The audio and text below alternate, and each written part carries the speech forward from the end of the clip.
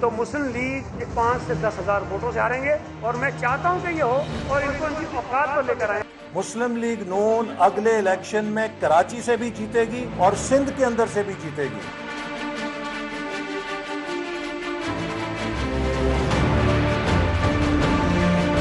South African और Brazilian दे रहे हैं, ये जो है वैक्सीन रिस्पॉन्सिव भी नहीं है। आपकी हरकतें ही नहीं ऐसी वाली, ये आपको लगाया उससे पूछते हैं तुम वीआईपी ड्राइंग रूम में बैठो जाके मैडम भी कराओ से बात करती है। अस्सलाम वालेकुम नाज़रीन, आप देख रहे हैं नसीम ज़हरा एट। यकीनन कोविड के हवाले से बात होगी, बड़ा अहम मामला है और सबसे अहम मामला है। और उसके हवाले से ये भी मालूम है आपको कि कराची में कल जो सिंध की मिनिस्टर हैं, हेल्थ मिनिस्टर साहबा, उन्होंने डॉक्टर अज़रा पचेहो ने उन्होंने कुछ बड़ी अहम बातें की, हम उनसे भी बात करेंगे। और डॉक्टर फिरदौस आशिक अवान साहबा ने आज इसी तरीके से बात की जो हमें लगा बड़ा तहजीब से हटके था, उस पर भी उनसे पूछेंगे कि क्या वो बात जायज़ है ये करना। लेकिन सबसे पहले हम बात करेंगे नाज़रीन NA 249 के हवाले से। हमारे साथ former prime minister Shahid Khaqan Abbasi साहब तशरीफ़ रखते हैं, उनसे 249 के बारे में बात करेंगे। और ये भी याद रहे कि इलेक्शन कमीशन ने अब कल हेयरिंग कर दी है इस पर, क्योंकि इन्होंने कहा था कि PMLN ने वोट रिकाउंट की रिक्वेस्ट की है और क्लियरली पीपल्स पार्टी ने ये कह दिया कि वो कल जाएंगे और वो इलेक्शन कमीशन से कहेंगे कि वोट रिकाउंट ना करें। और ये याद रहे कि डॉक्टर सईद गनी साहब ने क्या कहा था, अभी आपने सुना था, सईद गनी साहब पीपल्स पार्टी के कह रहे थे कि आप तो फिर से रीपोलिंग करवाएं ताकि आपको हम दिखाएं कि हम कितने वोटों से जीत सकते हैं और ज़्यादा वोटों से। बहरहाल बात करते हैं शाहिद खाकान अब्बासी साहब से। Welcome to the program Shahid sahab. अच्छा शाहिद साहब, ये बताइएगा कि अब 249 पे हमें मुख्तलिफ सिग्नल्स मिल रहे हैं आपकी पार्टी से। आपको क्या लगता है कि कोई धांधली हुई है वहाँ? जी बिल्कुल धांधली हुई है। जो रिजल्ट्स हैं वो इतने लेट आए हैं कि उसका कोई जवाब नहीं है। मैं खुद वहाँ मौजूद था और मैंने रिटर्निंग अफसर से पूछा कि ये क्या वजूहात हैं, और मैंने उनसे बताया, उनसे कहा कि आपको इलेक्शन कमीशन ने हिदायत दी हुई है कि जैसे ही एक पोलिंग स्टेशन पे रिजल्ट मुकम्मल हो जाए वो आपको व्हाट्सएप किया जाए जी। तो मैंने कहा आप मुझे ये बता दें कि आपको ये व्हाट्सएप कब मौसूल हुए, क्योंकि जब हम वहाँ पहुँचे हैं 11 बजे तो अभी बहुत से रिजल्ट वहाँ RO के दफ्तर पहुँचे ही नहीं थे।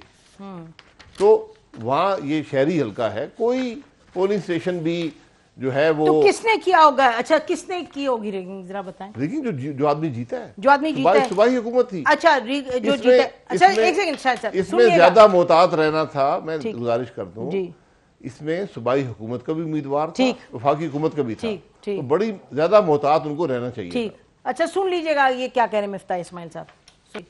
इस वक्त मैं ये नहीं कह रहा हूं कि सईद गनी तुमने कोई खुदा ना खास्ता इलेक्शन के दिन धांधली करी है, मैं ये नहीं कह रहा हूं। अभी तो मैं कह रहा हूं कि देखो यार 190 जब तक पोलिंग स्टेशन आए मैं आगे था, उसके बाद आप अचानक आगे आ गए, और ये ऐसा कैसे हो सकता है कि पैटर्न वो ना हो। तो हम खाली कह रहे हैं कि इसको रिकाउंट करवा लो। जी अब्बासी साहब, तो ये तो बड़ी क्लियरली कह रहे हैं कि जी हम नहीं कह रहे कि ये हुई है रिगिंग, और वो हमने एक लफ्ज मिस कर दिया उनकी बात में। अभी हम नहीं कह रहे जी, अभी, क्योंकि वो कह रहे हैं रिकाउंट कराएं। रिकाउंट हक है, जो कानून है इलेक्शन का 95(5) कहता है कि अगर डिफरेंस ऑफ विक्ट्री जो है वो 5% से कम हो तो ये हक बन जाता है। तो रिकाउंट करा दे, इसमें तकलीफ क्या है, मुश्किल क्या है? तो बस ठीक है, रिकाउंट तो कल डिसाइड हो जाएगा, रिकाउंट होगा या नहीं। वो इलेक्शन कमीशन डिसाइड करेगा कि रिकाउंट होना है या नहीं होना। उसके बाद मजीद रास्ते भी हैं, लेकिन जब रिकाउंट नहीं होगा तो फिर बहुत से शक और शुबूह और शुबहात पैदा हो जाते हैं। But so far so good, यानी कि आपको एक शिकायत है और शिकायत का कल अब आप लोग पेश होंगे इलेक्शन कमीशन के सामने। सुना कराची से वो भी आ रहे हैं, मोहम्मद जुबैर साहब भी यहाँ, आपके लॉयर सलमान अकरम राजा साहब हैं और मिफ्ताह इस्माइल साहब हैं, तो बात हो जाएगी। तो इसमें कोई इस तरीके से कोई ज़्यादा परेशानी तो नहीं है? नहीं, वो सईद गनी साहब परेशान रहते हैं किसी वजह से, बार बार प्रेस कॉन्फ्रेंसेस भी कर रहे हैं। हमें कोई परेशानी नहीं, हम तो हक मांग रहे हैं कि रिकाउंट करवा दें। उसके अंदर बहुत से और इबाम है, वो सब सामने आ जाएंगी। अच्छा ये बताएं कि या तो जैसे होता है ना, पहले बात होती थी कि जी इस पार्टी ए को पिछले साल में इतने वोट्स मिले 20,000 और इस दफ़ा कोई 60,000 70,000 मिल गए, तो इसका मतलब कि जी कोई रिगिंग वगैरह हुई है। इस मर्तबा तो जो इतना लो वोटर टर्नआउट है और आपके और पीपल्स पार्टी के दरमियान शायद 1000 वोटों का फर्क भी नहीं, तो इतने कम वोट जब डलते हैं तो आगे पीछे हो जाते हैं शायद सब। इतना आपको यकीन कैसे है कि जो आपने बात की, अगर उसका भी जवाब आप चाहती हैं जी जी, तो पिछले दफा जब तकरीबन 1.5 लाख वोट पड़ा था तो पीपल्स पार्टी के 6,000 वोट थे, तो आज जब 73,000 वोट पड़ा है तो 16,000 कैसे हो गए, ये एक सवाल है जी। क्योंकि वहाँ को ऐसी परफॉर्मेंस नज़र नहीं आई पीपल्स पार्टी की। और जितने पोल्स हुए हैं पिछले हफ्ते के अंदर इलेक्शन से पहले मुख्तलिफ लोगों ने करवाए हैं, उसमें पीपल्स पार्टी कहीं भी चौथे नंबर से आगे नहीं थी। ठीक है, तो आपको लगता है वोट रिकाउंट से आप लोगों को थोड़ा सा जो आपकी शिकायत है उसको दूर कर दिया जाएगा, उसको दूर करने की इब्तिदा होगी, उसकी इब्तिदा होगी। अच्छा ये बताइएगा, एक तो ये भी कहीं कहीं हम ये सुन रहे थे कि जी ज़ुबैर साहब को और मिफ्ता इस्माइल साहब वगैरह को जब वो जा रहे थे आरओ के दफ्तर तो उनको धक्का दिया गया और ये हुआ, लेकिन फिर खुद ही आपकी पार्टी के लोगों ने हमें बताया कि नहीं जी ऐसी तो कोई बात नहीं, अंदर गए, आरओ ने हमें भी आने दिया अच्छे तरीके से। इनफैक्ट जब शायद खाकान अब्बासी साहब आ रहे थे तो आरओ के ऑफिस से कोई गया, साथ उनको अंदर लेके आया। तो ये तो नहीं कि इलेक्शन कमीशन किसी तरीके से उसका एक एटीट्यूड था जो कि नेगेटिव था या अग्रेसिव था। देखिए सियासतदानों को धक्के लगते रहते हैं, कोई ऐसी बात नहीं है। अभी फिरदौस आशिक अवान साहिबा ने भी शिकायत की है कि उनको धक्के मारे गए हैं या उनके साथ बदतमीजी हुई है। हरगिज़ नहीं बदतमीजी, उन्होंने तमीज से नहीं जी, वो कोई ऐसी बात नहीं, हमने कोई ऐसी शिकायत नहीं की। लेकिन मैं आरओ साहब से खुद मिला था, उनके पास मेरे किसी सवाल का जवाब नहीं था। मैंने उनको 2 सवाल पूछे, मैंने कहा मुझे टाइम स्टैंप दे दें कि आपको कब व्हाट्सएप मौसूल हुए इन 276 पोलिंग स्टेशन से। इसका उनके पास जवाब आज तक नहीं मिला। दूसरा मैंने कहा कि हमें ये बता दें कि ये जो फिजिकली फॉर्म 45 आपके पास पहुंच रहा है ये कितने बजे पहुंचा है हर पोलिंग स्टेशन का, इसका भी जवाब नहीं है। और ना ही पहली दफा हुआ है कि आरओ साहब ने फॉर्म 45 जो उनको मौसूल हुए वो भी देने से इनकार कर दिया, क्योंकि ये भी एक हकीकत है कि कम से कम 80 फॉर्म 45 ऐसे हैं 276 में से जिसपे सिग्नेचर ही नहीं है पोलिंग एजेंट्स के, बेपनाह इरेगुलरिटीज हैं। तो इनको चलिए बहरहाल कल शुरुआत तो है। ये बताइए ज़रा if you switch the topic, शायद खाकान भाई साहब, अब ये शहबाज शरीफ साहब के हवाले से ये कहा जा रहा है कि वो बड़ा एक यानी कि रोल अदा करेंगे, एक्टिव रोल के पीडीएम साथ इकट्ठी हो जाए और कि उनका पीपल्स पार्टी से भी राब्ते शुरू हैं और आप उनसे कल मिल के परसों शायद मिल के आए हैं, तो क्या ये दुरुस्त है कि शायद शहबाज शरीफ साहब के राब्ते शुरू हैं पीपल्स पार्टी से? नहीं, मेरा नहीं ख्याल कोई राब्ता है, कोई नहीं राब्ते होंगे लेकिन किसी पीडीएम में वापस आने के लिए राब्ते नहीं है। पीडीएम ने अपना मौक़िफ़ बता दिया पीपल्स पार्टी को भी और एएनपी को भी, और उनको मौलाना साहब ने अपने फैसले पर नज़रसानी करने का एक मौका दिया है। तो शहबाज साहब हमारी पार्टी के सदर हैं, वो पार्टी की पॉलिसी के मुताबिक ही चलते हैं, पार्टी की पॉलिसी बनाने में उनका अहम रोल होता है। क्या इस वक्त पॉलिसी, यानी कि पीपल्स पार्टी को एक्टिवली पीएमएलएन कहेगी कि जी आए आके वापस ज्वाइन करें पीडीएम? नहीं, हमारे कहने से नहीं होता, जो फैसला करना है वो पीपल्स पार्टी ने करना है। उन्होंने एतमाद तोड़ा है पीडीएम का, उस एतमाद की बहाली के लिए क्या इक़दाम करते हैं ये पीपल्स पार्टी का फैसला है। शहबाज शरीफ साहब के आने के बाद आप देखते हैं कि आपकी जो पार्टी की लीडरशिप या तरीक़ेकार में कोई फ़र्क आएगा? नहीं, पार्टी की पॉलिसी मुशावरत से बनती है। हम सब का काम जो पार्टी के ओहदेदार हैं कि उस पॉलिसी को इम्प्लीमेंट करें। हम ये समझते हैं कि जो हमारी पॉलिसी रही है वो बिल्कुल दुरुस्त है और हम उसी पर चलकर ही पाकिस्तान के मसाइल का हल कर सकते हैं। इलेक्टोरल रिफॉर्म्स में शहबाज शरीफ साहब का भी ख्याल है और बाकी पार्टी का भी ख्याल है कि आप लोग बिल्कुल इसमें कोई नहीं पार्टिसिपेट करेंगे, जो कि प्राइम मिनिस्टर बिलशमूल सब कह रहे हैं कि जी इलेक्टोरल रिफॉर्म्स पे काम करें। अपोजिशन इलेक्टोरल रिफॉर्म बातों से नहीं होते, अमल से होते हैं। 2017 में इलेक्टोरल रिफॉर्म्स हुए थे अगर हुकूमत मजीद इलेक्टोरल रिफॉर्म्स चाहती है ठीक। तो असेंबली के फ्लोर पर बिल लाए, वज़ीर-ए-आज़म आकर वहाँ बात करे, क्योंकि यहाँ तो एतमाद नहीं है। वो जो कमेटी बनाई है उसमें आप लोग नहीं शामिल हैं? कमेटी इस तरह नहीं बनती। पहले आप अपना बिल लाते हैं, अपनी राय का इजहार करते हैं कि हम ये इलेक्टोरल रिफॉर्म्स चाहते हैं, उस पर कमेटी बनती है। अच्छा, तो जब लेके आएंगे वो बिल तो आप लोग उसमें एक्टिवली पार्टिसिपेट करेंगे अपने जी, हम उसको देखेंगे, उसकी नीयत को देखेंगे, क्योंकि हमें तो हुकूमत पे एतमाद नहीं है। बिल से आपको नीयत नजर आ जाएगी? जी बिल्कुल नीयत नजर आती है। मसलन हमारे मुल्क के अंदर मेरी नजर में किसी इलेक्टोरल रिफॉर्म की जरूरत नहीं है, क्योंकि यहाँ पर तो इलेक्शन चोरी होता है ना। अच्छा। इलेक्टोरल रिफॉर्म चोरी को नहीं रोक सकते, नहीं रोक सकते, चोरी को रोकें। चोरी को नहीं रोक सकते? चोरी को क्या चोरी नहीं रोक सकती, चोरी क्योंकि आईन की वायलेशन हो रही होती है। तो चोरी को कौन रोक सकता, क्या रोक सकता? मैं यही कह रहा हूँ ना, यही तो पीडीएम कह रही है कि पहले ये फैसला करें कि इस मुल्क का निज़ाम आइन के मुताबिक चले, जो आइन तोड़ता है उसको सजा मिले, चाहे वो जो भी हो। ये हमारे मुल्क का मसला आइन से इनहराफ है। हमारे पास कानून इतने बने हुए हैं कि हम उनको इम्प्लीमेंट ही नहीं कर पाते। ठीक, तो वो आइन से इनहराफ है, उसको इनहराफ को खत्म करवाना तमाम सियासी जमातों का ही की जिम्मेदारी है। जो इनहराफ करता है वो खुद ही तो नहीं कहेगा जी मैं इनहराफ खत्म करता हूँ, तो वो तो आप लोगों ने एज अ पावर ब्लॉक करवाना है ना। तो अगर आप लोग तो सब बटे हुए हैं और जब जिसका दिल चाहता है जो इनहराफ करता है उसके साथ जाके बैठ जाते हैं, तो फिर तो यही होगा शायद साहब। क्यों? जी, इसीलिए पीडीएम बनी है कि अब वो मफाद के सौदे नहीं होंगे, कुर्सियों के सौदे नहीं होंगे, अब माल बेचने वाले होंगे, खरीदने वाले नहीं होंगे। वो कह रहे हैं कि जी आप आर्मी के हवाले से शिकायत करते हैं, अब आप कह रहे हैं सारे वोट्स जो है 249 के वो आर्मी को दे दो क्योंकि आर्मी पे हमें यकीन है। तो आर्मी पे यकीन है या नहीं यकीन है या उससे शिकायत है? आर्मी का रोल नहीं है इलेक्टोरल प्रोसेस। लेकिन कहा है ना अभी मरियम मिफ्ता साहबा ने कहा, मिफ्ता इस्माइल साहब ने कहा नहीं। हाथ पढ़ लिया करें ना जरा। जी नहीं पढ़ लिया है आप पढ़ लेना। नहीं आपकी पार्टी के हैं या नहीं है सर? है या नहीं है? तो मैं उनके खत की बात कर रहा हूँ। तो बताएं, जो खत लिखा है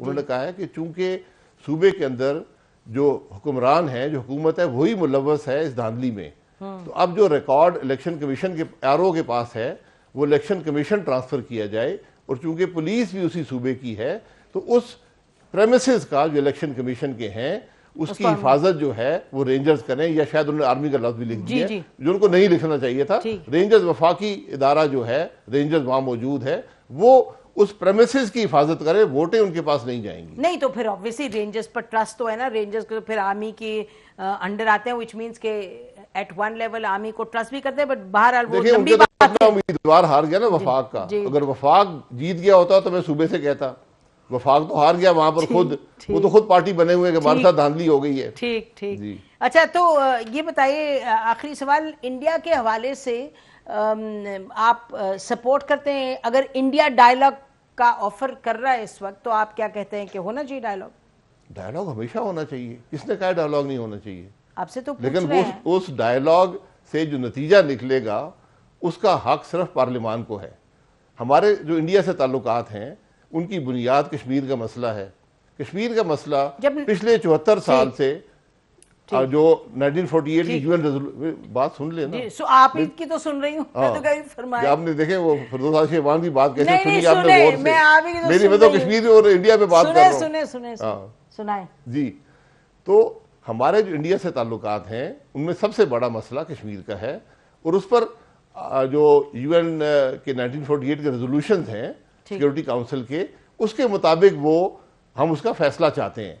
अगर हम उन रेजोल्यूशन से हटना चाहते हैं, हम कोई मुख्तलिफ फैसला करना चाहते हैं, वो तो ये सिर्फ पार्लियामान का हक है। ठीक है, यानी कि हटना चाहते हैं, क्योंकि वैसे तो 1999 में यानी समिट वगैरह करवाने में तो you don't need to go to parliament. जो मर्जी करें आप, हर रोज बात करें, वहां पर मिल बैठें, समिट करें, जो मर्जी करें, लेकिन जब फैसला होगा, अगर वो फैसला सिक्योरिटी काउंसिल रेजोल्यूशन से हटकर होगा तो ये इख्तियार पार्लियामान का। अच्छा, लास्ट क्वेश्चन, जब ये हमें बताया गया कि आप प्राइम मिनिस्टर थे जब हमारी सिक्योरिटी एजेंसीज के सीनियर ऑफिशियल ने गुफ्तगू शुरू की हिंदुस्तान के एनएसए से, और आपको बताया गया, आपसे पूछा गया, ये बात दुरुस्त है?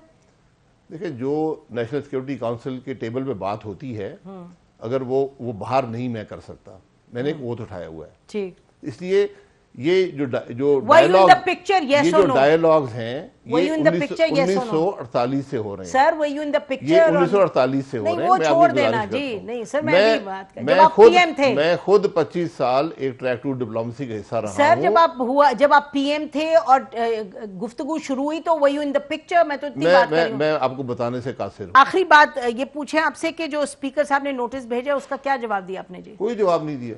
Are you not bound to नहीं, रिस्पॉन्ड? नहीं, मुझे कोई रिस्पॉन्ड की, क्योंकि वहाँ जो असेंबली के अंदर बात होती है मुझसे कोई पूछने का किसी को जवाब अच्छा, नहीं है। अच्छा, नहीं है। अच्छा। और आखिर में अब हम अपनी तरफ से पूछते हैं, शायद खाकान अब्बास साहब, जिस तरह के आप सियासतदान रहे हैं, जिस मुहज़्ज़ब तरीके से आप चलते रहे हैं और जिन ऑब्जेक्टिव्स के लिए आप पॉलिटिक्स अपनी कर रहे हैं, उसको देखते हुए जिस तरीके से जो आपने अल्फाज इस्तेमाल किए, आप जो लोग आपकी बड़ी इज्जत करते हैं, ये बड़ी सख्त डिसअपॉइंटिंग चीज़ थी। हमारा ख्याल था कि आपको इस पर ज़रूर अपोलोजाइज करना चाहिए। आप इस सवाल को रीफ्रेज कर लें, क्योंकि अगर आपने ऑब्जेक्टिव्स की बात की है तो मैंने बिल्कुल दुरुस्त किया है। सर तरीक़ेकार, मैं ऑब्जेक्टिव्स को अचीव करने के लिए तरीक़ेकार, अगर आप मुझसे ये पूछेंगी कि ये पार्लियामान के रवायात के मुताबिक है तो मैं कहूंगा कि नहीं है, गलत किया है। अच्छा, बस लेकिन पार्लियामान के अंदर ये होता है पूरी दुनिया में, और खास तौर पे जो स्पीकर हम बोलने तो का कह रहे हैं मौका, शायद खाकान अब्बासी का ये तरीका नहीं है। मेरी बात भी सुन लेना, मैं असेंबली का मेंबर हूं, मेरा हक है बोलना। ये स्पीकर जब से बने हैं ये अपोजिशन को बोलने का मौका नहीं देते, और जब नामूस रसालत के मामले पर बोलने का मौका नहीं देंगे तो फिर जो सख्ती मेरे ताकत में है मैं करूंगा। अच्छा जी, नहीं, ये मेरा ख्याल है आप एक चीज को कन्फ्लेट करें, इसमें कोई मैं बिल्कुल नहीं कर रहा हूं, मैं जो कुछ कहता हूं रिकॉर्ड पे कहता हूं। जी नहीं, मुझे मालूम है आप कह ये रहे हैं सर, लेकिन इसका मतलब ये नहीं कि नामूसे रिसालत पे खुदा ना खास्ता कोई वीक है या कोई स्ट्रांग है। उस दिन स्पीकर जो था वो अपोजिशन को नामूसे रसालत की रेजोल्यूशन पर बोलने से रोक रहा था। हाँ, तो फिर आपको दे दी थी ना इजाजत, सर आपको इजाजत दे दी थी। मैंने बटन भी दबाया था, इजाजत बाद में मिली है जब उनसे आप उस वक्त सॉरी कह सकते थे। देखे ना, मैं मोहतरमा माजरत चाहता हूँ, अगर स्पीकर सॉरी करेगा इस ऐवान को तबाह करने की तो मैं भी सॉरी कर दूंगा, उसके साथ चलें, everyone to their own values. बड़ी मेहरबानी करने से बात करने की। नाज़रीन, ब्रेक लेते हैं, ब्रेक के बाद वापस आते हैं। डॉक्टर अजरा हमारे साथ मौजूद हैं, बड़ी अहम उन्होंने कल बातें की, उस हवाले से कुछ सवाल उनसे करते। Stay with us.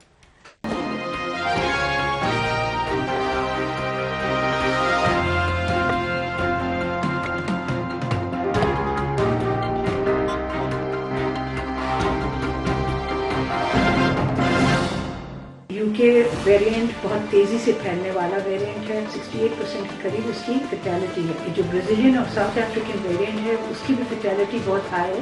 ये जो है वैक्सीन रिस्पॉन्सिव भी नहीं है, यानी अफ्रीकन, साउथ अफ्रीकन और ब्राज़ीलियन वेरिएंट की अगर लग जाती है तो आप बहुत ज़्यादा बीमार हो सकते हैं। ये टीके साउथ अफ्रीकन और ब्राज़ीलियन वेरिएंट के खिलाफ कोई तहफ़्फ़ुज़ नहीं देते, तो इस वजह से ज़रा परेशानी का बायस है।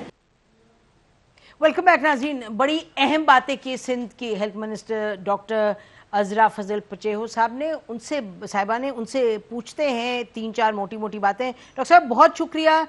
ये तो बात दुरुस्त है कि आगा खान में भी स्टडी हुई है और यहाँ NIH में भी स्टडी हुई है, वेरिएंट्स तो हैं, लेकिन आपने ये फरमाया, सबसे पहले आपने कहा कि ये वैक्सीन रिस्पॉन्सिव नहीं है, कि खुदा ना खास्ता ये वेरिएंट जो है साउथ अफ्रीकन और ब्राज़ीलियन अगर फैले तो जो वैक्सीन हमने लगाई हैं उससे कोई कवर नहीं मिलेगा, यानी कि वल्नरेबल है आपके मरीज, वो भी इंजेक्शन भी लगवा के।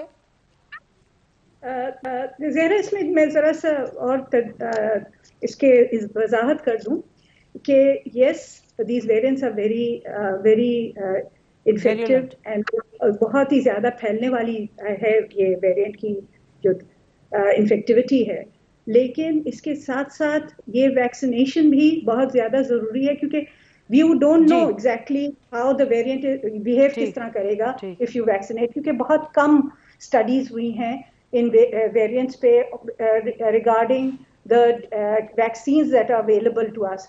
साइनोफार्म का कुछ ब्राज़ील में जो है किया था उन्होंने स्टडी, बिकॉज ब्राज़ील में साइनोफार्म जो है चाइना ने प्रोवाइड किया था और उधर उन्होंने ट्रायल्स किए थे, और साइनोफार्म से कुछ हद तक उन्होंने कहा था कि उसकी इफेक्टिवनेस हुई थी।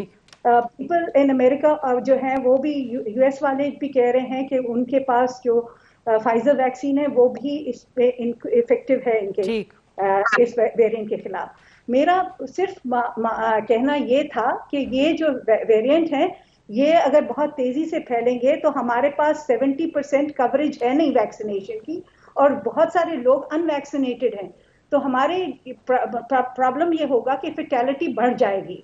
और ये हम यूके के वेरिएंट से हम देख रहे हैं कि इन्फेक्टिविटी के साथ साथ इसमें फेटेलिटी बढ़ गई है, क्योंकि बहुत ज्यादा लोग जो है इसके जो है इन्फेक्ट हो गए हैं, और इस वजह से हम हंड्रेड्स की तादाद में एवरी डे हमारी जो है डेथ के नंबर्स आ रहे हैं, स्पेशली पंजाब और केपी में हम जो दादा देख रहे हैं।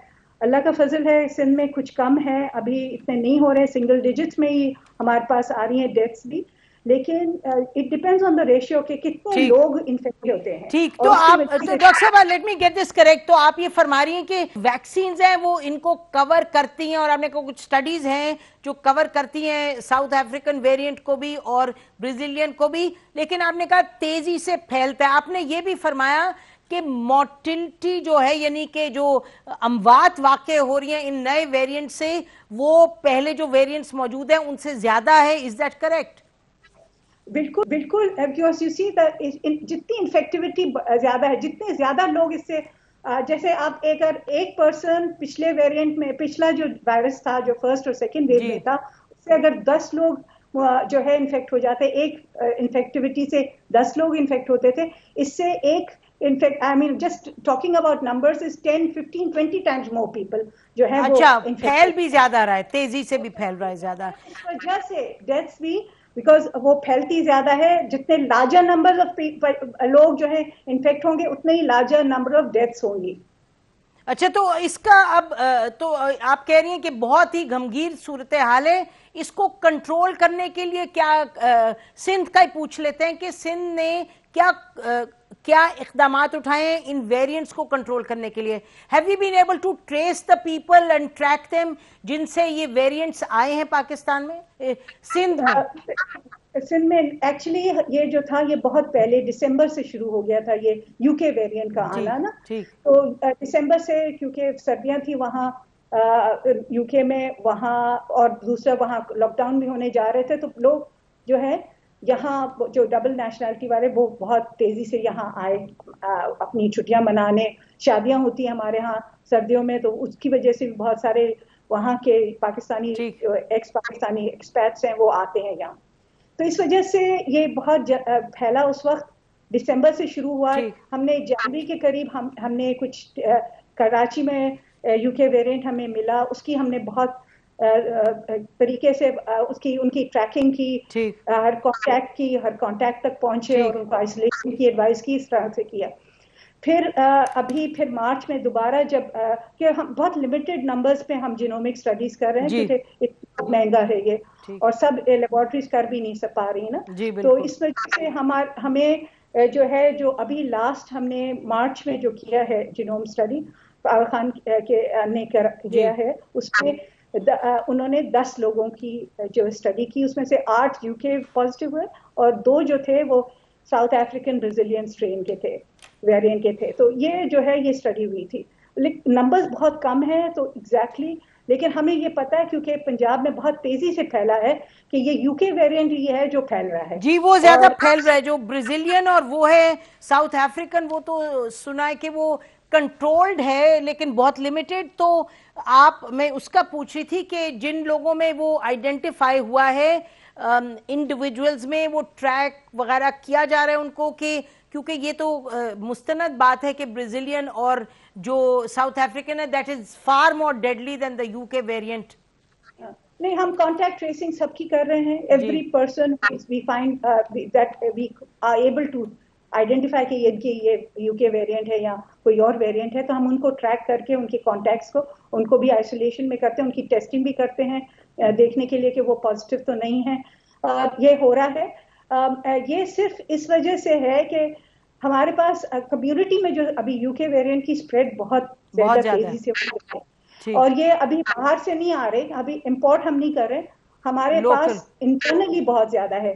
और इसमें ये भी है कि मैंने कुछ पिछले दिनों कहाँ पढ़ा था कि 2 हमारे यहाँ से पंजाब से जो लोग वहां गए थे, तो वो यहाँ स्ट्रेन्स लेके गए थे वापस, तो इस वजह से उन्होंने लॉकडाउन किया उधर, पाकिस्तानी का क्वारंटीन में हो 2 हफ्ते के लिए वो।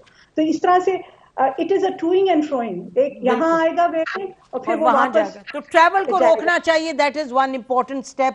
और सुना है कि ये कर रहे हैं in the next few days, travel down intercity.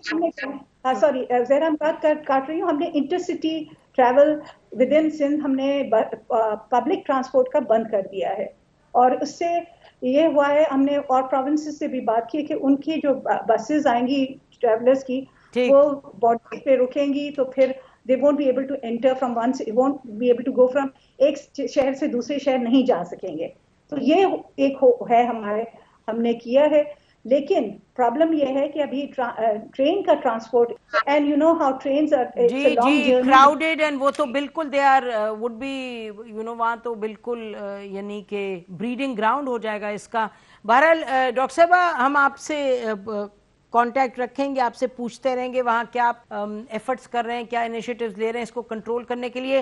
अहम आपने बात की थी, वी थॉट के नाज़रीन तक पहुँचा देंगे कि एग्जैक्टली उसके पीछे क्या आप लोगों की सोच थी, थिंकिंग थी। नाज़रीन, ब्रेक लेते हैं और हम फिर आएंगे, आपसे बात करेंगे जो डॉक्टर फिरदौस आशिक अवान साहिबा ने बात की।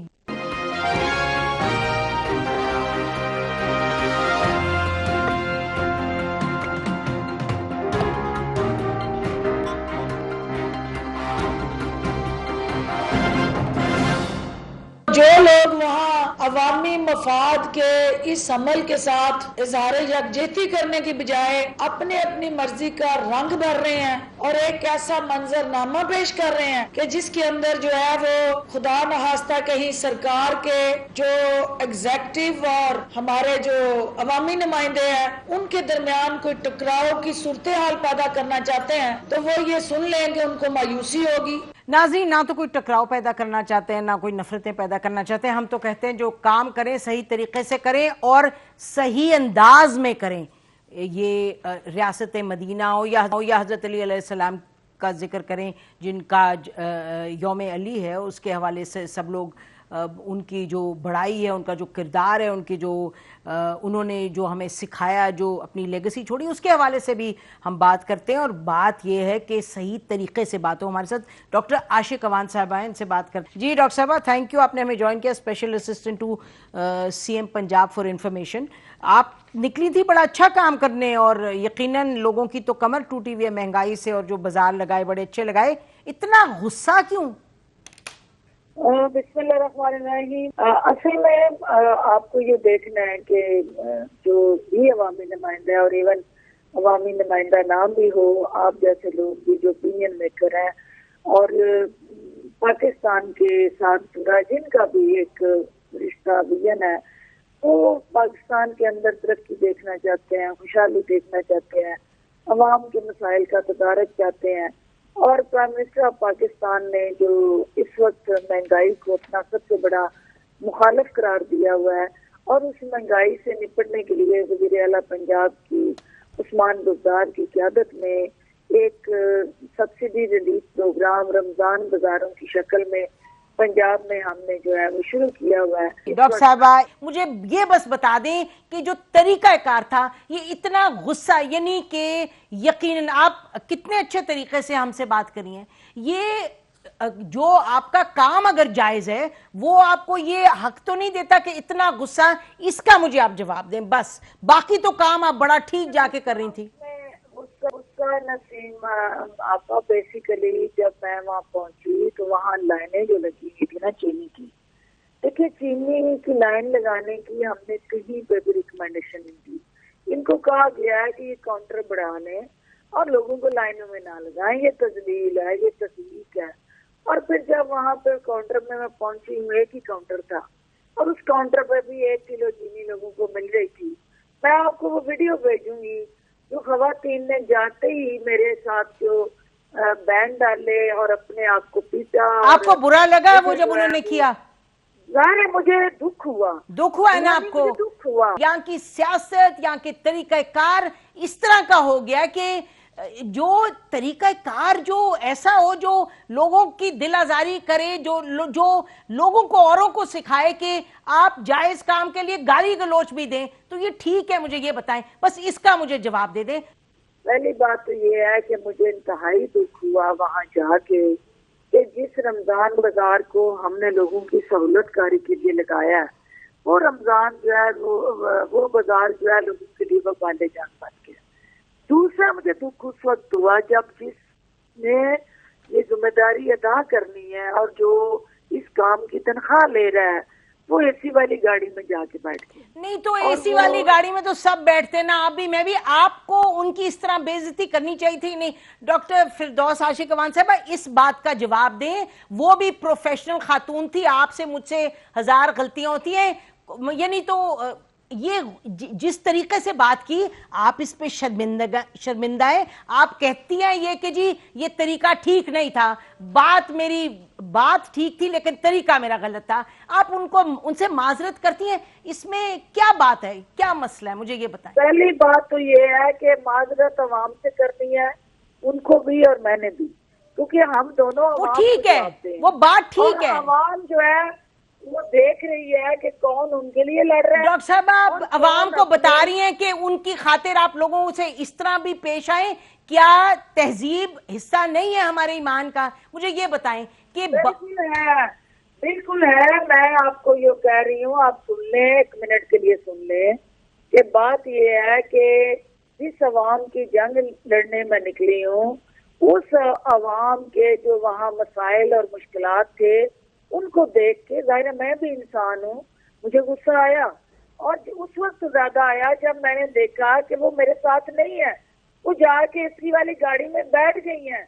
और उनको मैंने जब कहा कि आप आए मेरे साथ, यहाँ लोगों के मसाइल सुने ताकि हम मौके पे फैसले करें और उनका हल निकालें, तो वो उधर मेरे साथ उस बाजार का विजिट करने आई थी, वो एसी वाली गाड़ी में बैठने नहीं आई थी।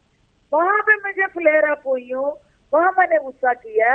हाँ, वो जो अल्फाज थे उसमें वो नामुनासिब अल्फाज थे, उससे मैं निकले, मेरे मुंह से वो नहीं निकलने चाहिए थे। और जो मेरा मकसद था वो उन अल्फाज से कहीं ज्यादा बड़ा था। तो वो उन अल्फाज से मकसद कमजोर हो जाता है। देखिए ना, ये बात है, ये बात हकीकत माननी पड़ेगी। शाहिद खान अब्बासी साहब की हम इतनी इज्जत करते हैं, मैं आपको बताऊं, he is one of the few politicians जिनकी हम इज्जत करते हैं, लेकिन जब उन्होंने स्पीकर से कहा, हमने पब्लिकली कहा कि ये उन्होंने गलत किया। देखिए ना, बात ये नई मुल्क कैसे हो सकता कि जहां आप बताएं कि गैर मुहज्जब तरीके से बात करना वो आपका जो मकसद है उसको जायज करता है। इतनी सी बात मैं कह रही हूं। और वो जो सोफिया सदफ साहिबा है, वो भी देखें, उनको अवार्ड मिला, वो प्रेसिडेंट्स उनको अवार्ड मिला अपने कोर्स में, और गलती आपसे मुझसे हो जाती है ना, लेकिन वो जायज बात नहीं है। आप उनको कहती हैं सॉरी प्रोग्राम में, मुझे बताएं। बात ये है कि उनका जो रवैया था, आपने वो भी अताएं देख ली। अगर वो जायज है, अगर ये जायज है कि भाई उनको यहाँ पे अवामी नौकरी पे जिस जिम्मेदारी पे लगाया गया, अगर वो अपनी जिम्मेदारी अदा नहीं करती हैं तो वो जायज है। वो